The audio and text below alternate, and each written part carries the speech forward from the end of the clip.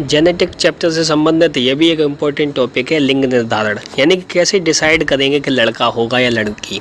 Exam में question पूछा जाता है कुछ इस प्रकार, लिंग निर्धारण क्या है, ठीक है, जो कि हम इस वीडियो में जानेंगे। दूसरा है लिंग निर्धारण की क्रियाविधि समझाइए, जो कि किस प्रकार है प्रैक्टिकली हम समझेंगे।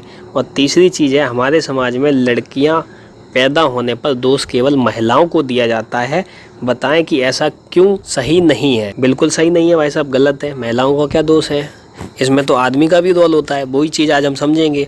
तो अगर कोई लड़की पैदा होती है तो इसमें महिलाओं का दोष बिल्कुल नहीं है, ये चीज़ हम बायोलॉजिकल समझेंगे। तो सबसे पहले आप ये जान लो, मनुष्य में 23 जोड़ी यानी कि 46 गुणसूत्र होते हैं, जो कि 2 प्रकार के होते हैं।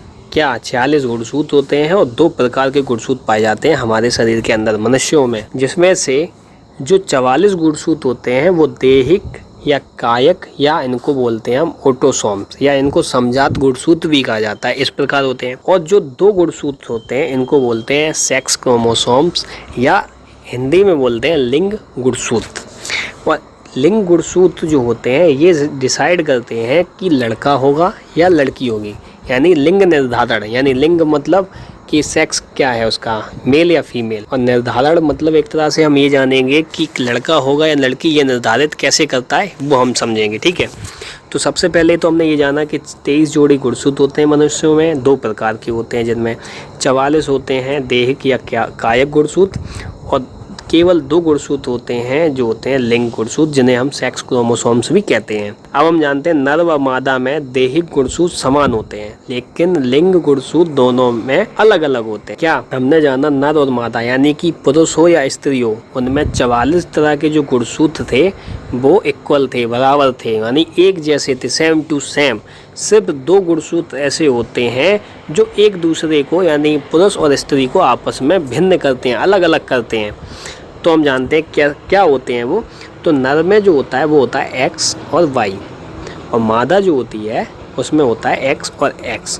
अब हम लिंग निर्धारण की क्रियाविधि जानते हैं, मतलब ये किस प्रकार क्रिया करता है, इस चीज़ को समझते हैं। इसमें क्या होता है, हमने पढ़ा था नर के अंदर या पुरुष के अंदर होते हैं XY क्रोमोसोम्स, और मादा के अंदर होते हैं XX क्रोमोसोम्स। होता क्या है, जब पुरुष का X क्रोमोसोम्स और मादा का भी X क्रोमोसोम दोनों आपस में जब मिलते हैं तो लड़की पैदा होती है, और वही Y क्रोमोसोम्स और मादा का X क्रोमोसोम मिलता है तो लड़का प्राप्त होता है। तो कहने का मतलब ये है कि जो डिसाइड करता है कि लड़का होगा या लड़की, ये Y गुणसूत्र के ऊपर निर्भर करता है।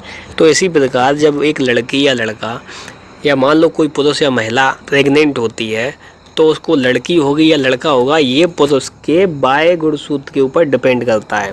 क्या डिपेंड करता है, यदि पुरुष का X क्रोमोसोम पहले जाके मादा के X क्रोमोसोम से मिल जाए तो क्या है, लड़की पैदा होगी।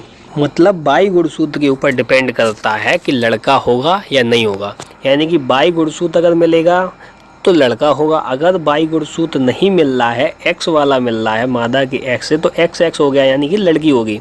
तो कहने का मतलब ये है कि लड़का पैदा होगा या लड़की पैदा होगी, ये 50-50% होता है। यानी कि अगर Y गुणसूत्र मिल गया मादा के X गुणसूत्र से तो लड़का, और अगर X गुणसूत्र आपस में मिल गए तो लड़की पैदा होगी। तो लिंग निर्धारण की क्रियाविधि ये है कि लड़का होगा या लड़की होगी, ये 50-50 चांस है। इसी प्रकार इसमें महिलाओं को दोष देना बहुत गलत बात है। तो अगर आपसे ये क्वेश्चन पूछा जाए कि महिलाओं को दोष क्यों दिया जाता है, तो कहना महिलाओं को दोष देना गलत है, क्योंकि पुरुष का जब Y क्रोमोसोम्स महिला के X क्रोमोसोम से मिलता है तो लड़का पैदा होता है, लेकिन यदि पुरुष का X गुणसूत्र मादा के X गुणसूत्र से क्रिया करता है तो लड़की पैदा होती है। तो कहने का मतलब है महिलाओं को दोष देना गलत है, ये चीज़ आपको आनी चाहिए। अगर इससे संबंधित कोई सवाल आता है, इस टॉपिक से संबंधित, तो आपको इस प्रकार समझाना है। पुरुष का लिखना है पहले XY, मादा का लिखना है XX। दोनों की जब हम क्रिया कराएंगे, पहले कराएंगे XX की, फिर XX की, उसके बाद फिर YX की, और उसके बाद फिर से YX की, तो लड़का जो प्राप्त होगा अगर XY मिलता है तो। अब हम जानते हैं अगला क्या है। अगला है XX और XO गुणसूत्र द्वारा लिंग निर्धारण की क्रियाविधि समझाइए। इस प्रकार से एग्जाम में पूछा जा सकता है। तो ये XX और XO जो होता है वो होता है टिड्डी, खटमल, कृमियों, या इनके अंदर जो है वो XX और XO प्रकार का गुणसूत्र पाया जाता है। तो एक्सो जो होता है वो नर होता है और एक्स एक्स जो होता है मादा होती है। अगर टिड्डी आपस में सेक्स करेंगे तो लड़का पैदा होगा या लड़की? लड़का लड़की नहीं, नर या मादा, यानी मेल टिड्डी प्राप्त होगी या फीमेल टिड्डी प्राप्त होगी। तो जब हम इसकी क्रियाविधि समझेंगे तो एक्सओ जहाँ मिलता है तो वहाँ नर पैदा होगा और एक्स एक्स जहाँ मिलेगा तो वहाँ मादा प्राप्त होगी। इसी प्रकार एग्जाम में ये भी क्वेश्चन पूछा जाता है, ZW और ZZ गुणसूत्र द्वारा लिंग निर्धारण समझाइए। तो ZW और ZZ प्रकार का लिंग निर्धारण जो है वो कीटों, मछलियों और सरीसृप में होता है।